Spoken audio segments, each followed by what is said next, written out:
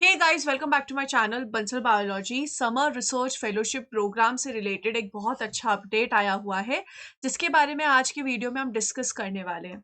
आप देख सकते हो कि ये समर रिसर्च फेलोशिप प्रोग्राम जो है 2024-2025 के लिए है।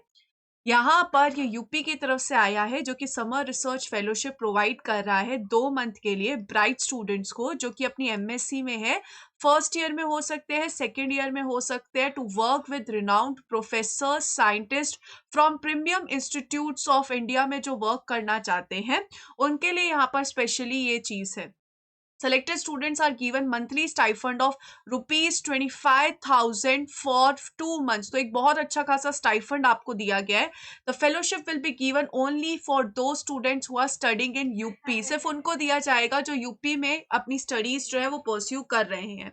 रिसर्च एरियाज रहेगा physics, biology, chemistry, agriculture and mathematics. Biology में जितने भी सब्जेक्ट्स होते हैं, botany, zoology, environmental sciences etcetera.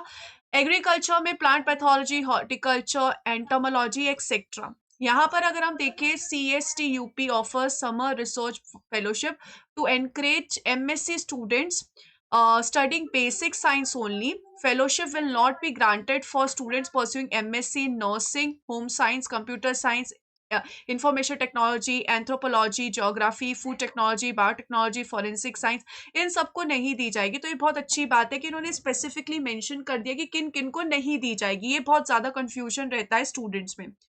इसके बाद अगर हम यहाँ पर देखें तो यहाँ पर रिसर्च अपॉर्चुनिटीज इन इंडिया की बात करी गई है कि कौन कौन से यहाँ पर रिसर्च अपॉर्चुनिटीज इंडिया में रहते हैं। तो हम यहाँ पर वो चीज बहुत अच्छे से देख सकते हैं कि यहाँ पर IIT, Eicher, CSIR labs, ICAR labs, central university और बाकी के जितने प्रीमियम इंस्टीट्यूट्स है वो भी इंक्लूडेड है। एलिजिबिलिटी क्या रहेगी? Fellowship is offered to the students studying in post graduation. First year में हो सकते हो, सेकेंड ईयर में हो सकते हो, with in the state of UP. Fellowship is offered to the regular students only. Applicants must hold BSc, BS degree during their graduation level. Application must have at least one examination out of 10th, 12th and graduation from UP. तो 10th, 12th या फिर graduation में से कोई एक चीज आपकी UP में हो ही होनी चाहिए। आप यहाँ पर देख सकते हैं कि आपके 25% marks of 10th percentage obtained, 35% of 12th obtained and 40% of graduation percent obtained, इन सब के ऐसे स्कोर किए जाएंगे और फिर इनको यहाँ पर टोटल क्या किया जाएगा, 80, इस तरीके से स्कोर माना जाएगा। सिलेक्शन क्राइटेरिया का बेसिस है ये। 50% students will be selected from UP board and 50% students from all other boards. Therefore, there will be separate merit list for these two categories. तो यूपी बोर्ड वाले में 50% जो होंगे यूपी बोर्ड के होंगे और 50% जो होंगे अदर बोर्ड से होंगे। If the applicant is selected and provides consent letter email from professor or scientist of the related institution, organization shall be given preference in allotment of institute organization for summer research training program. आप apply कर सकते हैं 23/12 से लेकर 31/1/2024 तक। कोई भी query है तो आप यहाँ पर इनको मेल करके पूछ सकते हैं। यहाँ पर जाके आप देख सकते हैं कि यहाँ पर आके यहाँ पर वही सारी इंफॉर्मेशन दे रखी है जो मैंने अभी आपको बताई थी। क्राइटेरिया क्या रहेगा कि 10th में जितने मार्क्स ऑब्टेन किया उसका 25% देखा जाएगा, 12th में जितने ऑब्टेन किया उसका 35% देखा जाएगा, ग्रेजुएशन में जितना भी ऑब्टेन किया उसका 40% देखा जाएगा। उस हिसाब से फिर आपका ये स्कोर बनाया जाएगा। आप यहाँ पर जाके देख सकते हैं, आप अप्लाई कर सकते हैं।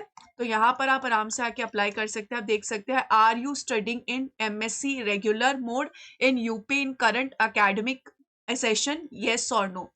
have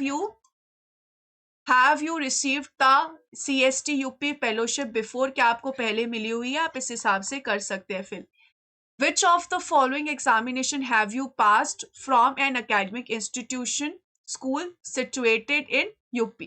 तो इस हिसाब से कर सकते हैं। पहली बात तो इन्होंने you are not eligible for this fellowship कर दिया है, क्योंकि मैंने पहले ही नो कर दिया था। अब जब मैं इसको येस करूंगी कि are you studying in MSc regular mode in UP in current academic session, तो जाके फिर इन्होंने मुझे बोला है कि ठीक है आप एलिजिबल हो। तो करंटली आपको उधर पढ़ा होना चाहिए। इसके बाद फिर समझो मैंने कहा कि मैंने 10th यहाँ पे यूपी से ही की थी। फिर उसके बाद आप क्या कर सकते हो, फिर आप प्रोसीड कर सकते हो एप्लीकेशन के साथ। तो यहाँ पर आप देख सकते हो, इस हिसाब से आप कर सकते हो। इसमें हमें लिख देती हूँ समझो नो, इसमें भी हम लिख देते हैं। तो उस हिसाब से फिर आप क्या कर सकते हो, प्रोसीड कर सकते हो आगे, प्रोसीड विद एप्लीकेशन। और आगे की जितनी भी चीजें हैं वो फिर आप फिल करके यहाँ पर सबमिट कर। सो एक अच्छी अपॉर्चुनिटी है, अगर आप एलिजिबल हो तो ज़रूर अप्लाई कीजिएगा। बहुत अच्छी अपॉर्चुनिटी है ये। Wish you all the very best guys, take care of yourself, thank you so much, bye bye.